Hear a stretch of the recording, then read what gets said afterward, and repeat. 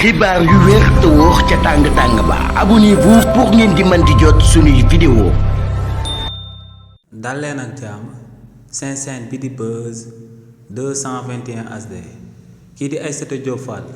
di akub journaliste bu kenn dootu présenté ci réew mi di Sénégal di njiitalu télévision en ligne bi ñu dippee Public SN daal dinay am aw jàppante bu daal di jaar ci diggante moom ak banque bi ñu dippee BNDE te boo moytuwul si li ni mel kookee di Aïssatou Diop Fall ci kaso bi la ca nama daal di mujjee coow loolee nu mu demee moom mooy que ne en 2022 kii di Aïssatou Diop Fall en tant que njiitalu groupe de presse bi ñu dippee Prodaft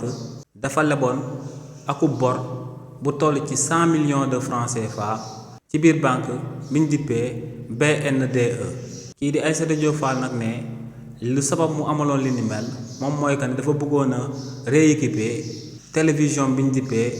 Public SN waaye tamit da cee bëggoon a fay ay salaire daal di ciy régler entreprise bi si li ni mel ci clause contrat yi lu kii di Aïssatou Diop Fall déggoo woon moom ak banque bii di BNDE moom mooy que ne weer bu yàlla sàkk kii di Aïssatou Diop Fall da ko war a daal di fay lu toll ak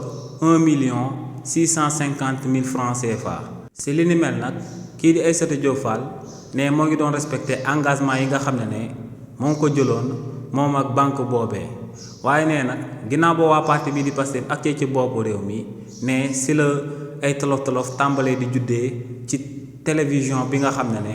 moom la daal di gérer di ko diriger ci réewu Sénégal te muy Public SN ne chaque jour ci biir télévision boobee ne day daal di jot ay signalement yu koy booleeg YouTube waaye tamit ne day bëri lool ñu leen di harceler ne li ni mel nag moom moo sabab revenu yi nga xam ne moom la télévision boobee daal di nekk akub télévision en ligne di Public SN di daan gagné ne revenu yi tàmbale di wàcc bu baax a baax ba engagement yu mu jëloon moom ak banque boobee di BNDE mënatu ko woon a daal di respecté ne ginnaaw ba waa parti bii di Pastef ñooy ci bopp réew mi si la gëj a mun a daal di jëlee lu tolloog 1,650,000 francs CFA di ko jébbal waa banque boobee. nee nag li ni mel moom moo sabab waa banque bi tàmbale di entamer ay procédures judiciaires ne ci saa si tembre da leen a war a daal di jébbal lu tolloog 48 milliards jëmale ko ci manquement yi nga xam ne moom daal dina koy amee nee nag li ni mel du dëgg du yoon ndax ne ba muy mën moo ngi daan fay waaye ne ba mu demee bu mën a tut ne kon dañoo war a daal di étudier situation économique bi nga xam ne moom la teleen bi di dund avant ñu koy jéem a yóbbu ci yoonu réewu Sénégal nee nag lu leer ba am moom mooy que ne bu waa banque bii di BNDE jógee di ko jéem a harceler di fexe kut ko kut ngir mu daal di leen di fay seen xaalis ne campagne d'harcèlement bi nga xam ne kii di Aliou Sall di ministre de la télécommunication moom moo ko daal di amal ne ñooñee forcément ñoom ñoo daal di laaxatu ci ginnaaw waa banque boobee di BNDE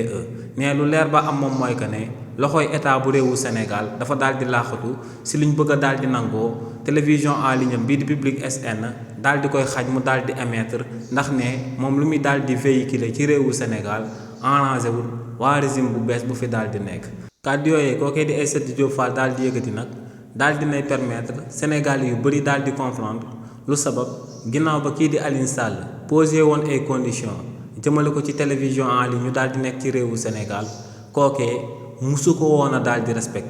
respecté wu ko woon mais en plus da doon génn di daan tëkku kii di Aliou Sall ngir ñu daal di jéem a tëj télévision boobee kii di Aïssatou Diop Fall en réalité lenn rek la bëggoon te moom moo nekkoon état bi daal di tëj télévision boobee bu ko defee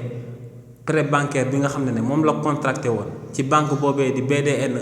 du ko mus a daal di fay ci réewu Sénégal ndax bu fekkoon ne état bi dafa tëjoon télévision boobee mu daal di dippee Public SN foofee la doon jaar daal di déclaré wu fayit bu ko defee banque bi même bu ko bëggoon a toppalu ci kanamu yoonu réewu Sénégal banque bi di ci doon mën dara waaye nag sëgëm daal dinañ koy bàyyi mu continuer di émettre kookee di Aïssatou Diop Fall daal dinay wone lan mooy véritable nature bu sababoon mu doon songu kii di Aliou Sall ngir kookee daal di tëj télévision bii di Public SN.